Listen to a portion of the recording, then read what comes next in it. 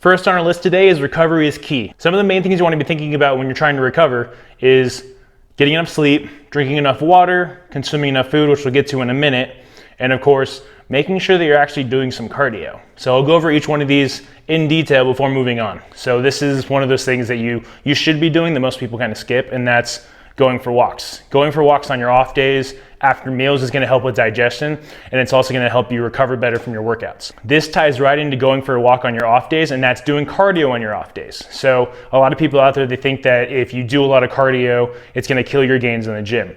And this might be true to an extent. By doing a little bit of cardio, say 3 days a week, 30 minutes at a time, at a nice moderate pace, you're not trying to kill yourself or anything, you're going to notice a huge boost in your performance in the gym. So think about doing a little bit of cardio. This is going to be the equivalent of having a big engine but no gasoline in your tank in your car. If you have that big engine but there's no gas, the car's not going anywhere. It's the same thing for us.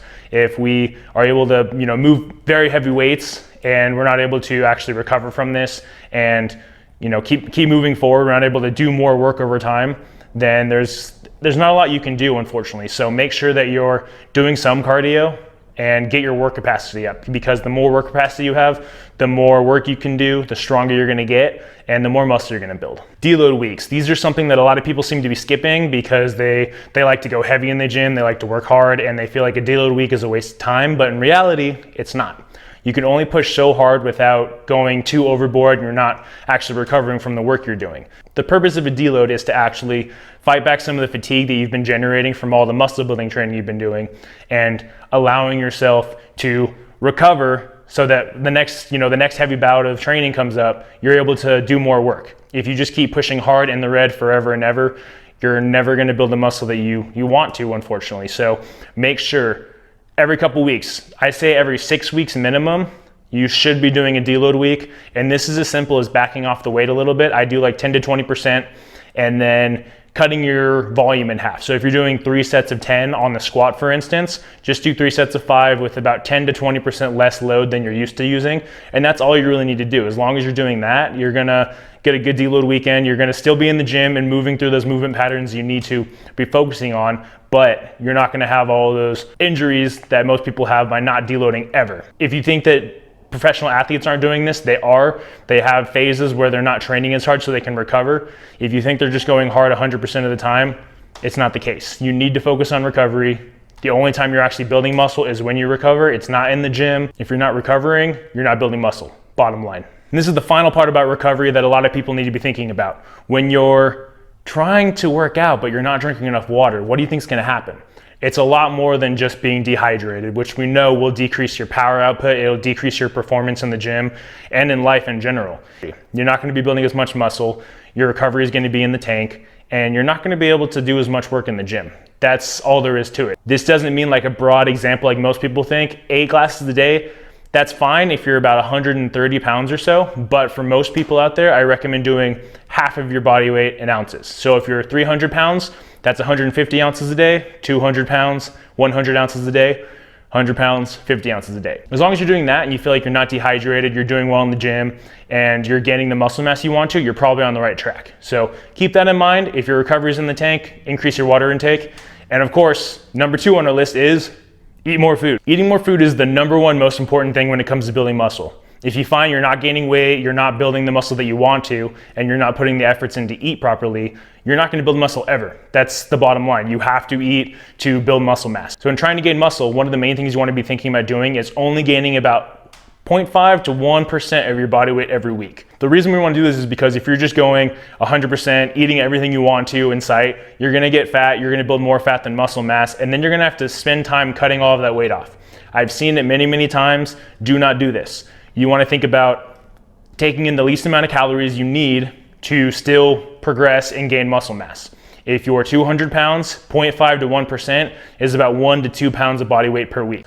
And all you really need to think about doing to make this calorie surplus come into play is by increasing your calorie amount above your maintenance by whatever your body weight is. If you're 200 pounds and you're maintaining your body weight at 2,000 calories, start at 2,200 calories. But basically, start with that small number, see where you're at in a week. If you're not getting the weight you want to, add another 200 calories or whatever your body weight is. That's the amount you should be adding. This is tip number 3 for today, focusing on compound movements. For this, we want to be focusing on things like bench presses, overhead press, deadlifts, squats, dips, pull-ups, rows, anything like that. Anything where you're using multiple muscle groups in tandem to move the weight through space. If you're just doing a bunch of isolation exercises, you're gonna have to do a lot more work, you're gonna have to do a lot more volume, and you're not gonna be able to use as much weight. So you're gonna spend a lot of time in the gym every week for basically what you could just be doing with a couple of sessions per week. I don't know about you, but I don't have the time or the patience to be in the gym 6 days per week doing a bunch of smaller isolated exercises when I could just do one big compound movement and hit multiple different muscle groups at the same time. That's what we're talking about. If you don't like training that much, I recommend between 2 and 4 days per week. That is going to be the sweet spot for the majority of people out there. Those that have jobs, social lives, they have responsibilities they have to take care of. Their life doesn't revolve around training basically. 2 to 4 days per week. And what I've been doing with my clients lately, it's worked very, very well. It's 3 compound movements every workout, and you can cycle between them or you can do more or less depending on where you're at in your training. So basically day 1 is squat, bench press, and then some kind of row variation. You can do dumbbell rows, barbell rows, T-bar rows, etc. Then on the second workout, you're gonna be doing some variation of a deadlift, overhead press, and some variation of a pull-up, a pull-down, etc. You can do close grip, neutral grip, wide grip, any kind of grip you want to on these. I've been using this with my clients and a lot of them have seen some insane progress very, very quickly. I've been using this with beginners, intermediate, and advanced people, those that have been training for a decent amount of time. And it works for all of them because we're managing our recovery, we're making sure that we're focusing on progressive overload, we're doing more work every single workout. And of course, we're not just sitting in there doing a bunch of random stuff, a bunch of isolation exercises. We're just doing the exercises that have the greatest bang for your buck. They can work the most muscle groups, they can build the most muscle, and they can get you the strongest, the quickest. Number 4 on our list is training less by doing more. What this basically boils down to is something that I brought up in my earlier point.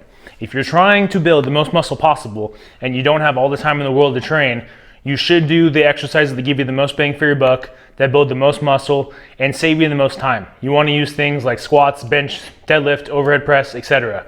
Those compound movements are the cornerstone of any solid training program. If you aren't doing them, you're going to have to do a lot of other exercises to make up for the efficiency they give you. So as I kind of went over before, doing something with a lot of compound exercises in them is going to save you a ton of time. You're going to be able to train way less, and you're still going to be able to get a lot of solid results from them. The other thing you want to think about doing is training each body part more than once per week. The bigger the muscle group is, the less you're going to be able to train it. So things like legs, back, and chest, you can train about 2 to 3 times per week. But if you're trying to work on biceps and triceps and you want to throw some isolations in, you can train those pretty much every single day and still get a lot of benefits from it because it doesn't take as long to recover. So make sure you're doing at least 2 days per week for most muscle groups. For the smaller muscle groups, you can do even more, but I recommend not going over 5 days per week because you need some time to recover. That is the most important thing. If you're not recovering, you can't build muscle. And the final tip for today's video is progressive overload. For those who don't know, progressive overload is basically doing more than you did last time.